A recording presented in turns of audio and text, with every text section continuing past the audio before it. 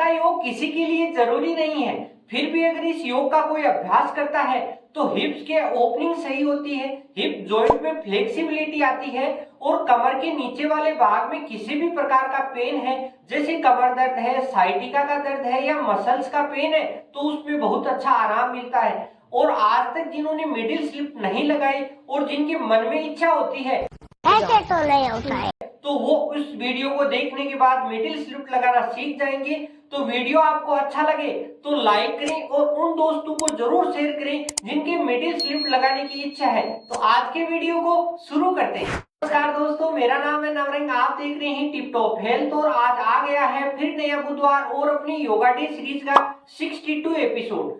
तो आज का योग है अर्ध भू नमन आसन।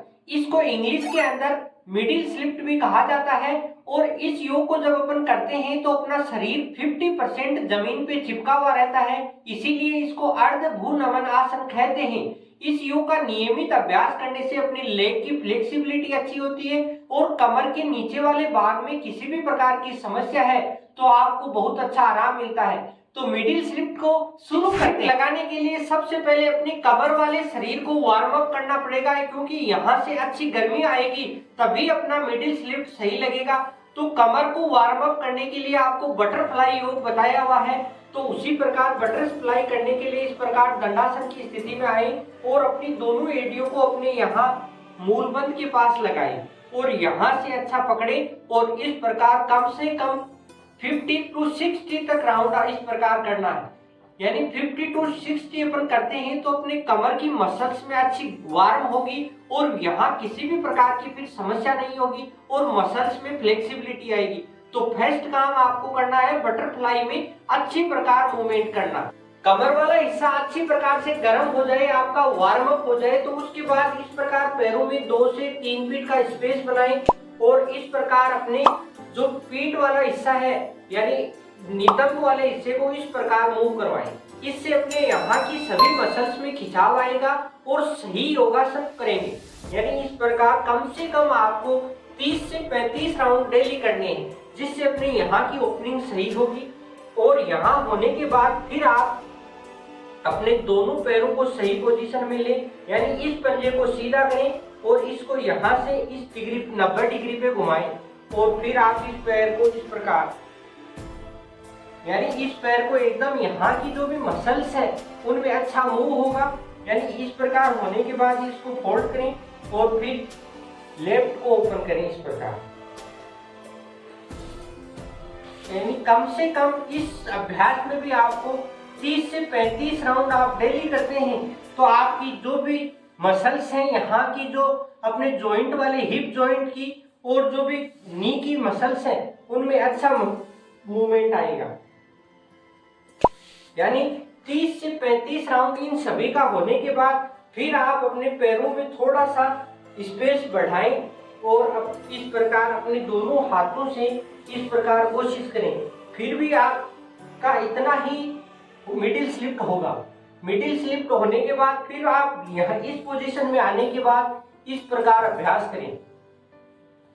इस प्रकार आप अभ्यास करते हैं तो आपकी जो भी अपने जॉइंट की मसल्स हैं उनमें मूवमेंट आएगा और सबसे ज्यादा फ्लेक्सिबिलिटी इसी से आएगी। यानी इस प्रकार का अभ्यास होने के बाद फिर आप रुकें, यानी 10 से 15 सेट ये कर लिए तो फिर आपको दीवार का सहारा लेना है और दीवार का सहारा लेके इस प्रकार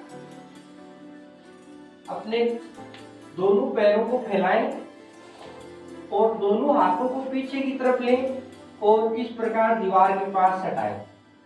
यानी दीवार के पास सटाते हैं तो अपने जो भी पीछे की मसल्स है सभी प्रकार की तो उनमें अच्छा खिंचाव आएगा और इस प्रकार दीवार की चिपक जाए।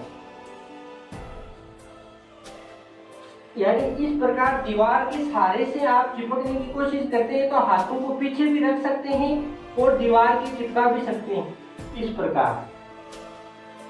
तो इस प्रकार अपन करते हैं तो जो भी अपने जांघ की हेमस्ट्रिंग है, हेमस्ट्रिंग मसल्स में भी अच्छा खिंचाव आएगा और जो भी मेटाकार्पस जो मसल्स हैं उनमें बहुत अच्छा मूवमेंट होगा। यानी ये सब एक्सरसाइज करने के बाद ही आपको मिडिल स्लिप लगानी है। तो मिडिल स्लिप की अब आपकी सही अभ्यास हो गया आपकी यहाँ की सभी नसों में ब्लड सर्कुलेशन सही हो गया, तो अब आपका मिडिल स्लिप सही लगेगा। तो मिडिल स्लिप लगाने के लिए आप इस प्रकार की पोजीशन बनाएं, अपने दोनों पैरों को सही खोलें और इस प्रकार की पोजीशन आने के बाद फिर आप अपने एब्डोमेन पार्ट यानी नितंब वाले भाग को इस प्रकार जमीन पे लगाएं और अपने दोनों हाथों की इस प्रकार नमस्कार मुद्रा बनाएं। और इस प्रकार अभ्यास होने के बाद फिर आप अपने दोनों हाथों को इस प्रकार दें, यानी इस प्रकार की मुद्रा में आने के लिए आपको कम से कम 1 महीने का इसका अभ्यास करना पड़ेगा। उसके बाद में यह आपका मिडिल स्लिप सही लगेगा, यानी यह अर्ध भ्रू नमन आसन कंप्लीट हुआ। यानी इसको आप घर पे आसानी से कर सकते हैं। भ्रू नमन आसन की अगर लाभ की बात करें तो इस योग का सही और नियमित अभ्यास करने से अपने पैरों में फ्लेक्सिबिलिटी बढ़ती है और मसल्स में मजबूताई आती है, जिससे पैरों में सूनापन या किसी ब्लड सर्कुलेशन में दिक्कत आती है तो वह सही होती है। दूसरे अगर लाभ की बात करें तो जिनके हिप जॉइंट में या हिप मसल्स में किसी भी प्रकार की समस्या है तो उससे छुटकारा मिलता है। और जिनकी कमर दर्द है, साइटिका का दर्द है या किसी भी प्रकार का मसल से पेन जुड़ा हुआ है तो उस पेन में बहुत अच्छा आराम मिलता है। की अगर बात करें तो जिनके हिप्स की ओपनिंग सही नहीं है तो वह ओपनिंग सही होती है, जो महिलाओं के प्रेगनेंसी में बहुत काम आती है। और इस योग का नियमित और रेगुलर अभ्यास करने से अपने कमर वाले पार्ट में किसी भी प्रकार का मोटापा है, कमर की जो भी मोटाई है वह कंट्रोल में होगी और आपका शरीर एकदम सुंदर बनेगा। भ्रू नमन आसन की सावधानियों की बात करें तो जिनके स्लिप डिस्क की समस्या है या घुटनों में ज्यादा पेन की समस्या है तो वो अपने डॉक्टर की सलाह के अनुसार ही अपने योगासन को करें। और जिनके हिप्स में किसी भी प्रकार का फ्रैक्चर है तो वो भी अपने डॉक्टर की सलाह के अनुसार ही करें, अन्यथा अपने आप करने की कोशिश न करें। फिर भी इस योगासन को किसी योगाचार्य के सानिध्य में आप करते हैं तो आप में अच्छा मूवमेंट आता है और आप अच्छी प्रकार से मिडिल स्लिप लगाना सीख जाओगे। तो आज का वीडियो आपको कैसा लगा? वीडियो आपको अच्छा लगा तो लाइक करें और उन दोस्तों को जरूर शेयर करें जो मिडिल स्लिप लगाना चाहते हैं और उनके बहुत इच्छा हो रही है। तो फिर मिलते हैं नेक्स्ट बुधवार। हंसते रहिए, मुस्कुराते रहिए और टिप टॉप हेल्थ से जुड़े रहिए। जय हिंद, वंदे मातरम। इस प्रकार के योग और डिटेल से स्टडी के लिए टिप टॉप हेल्थ को सब्सक्राइब करें।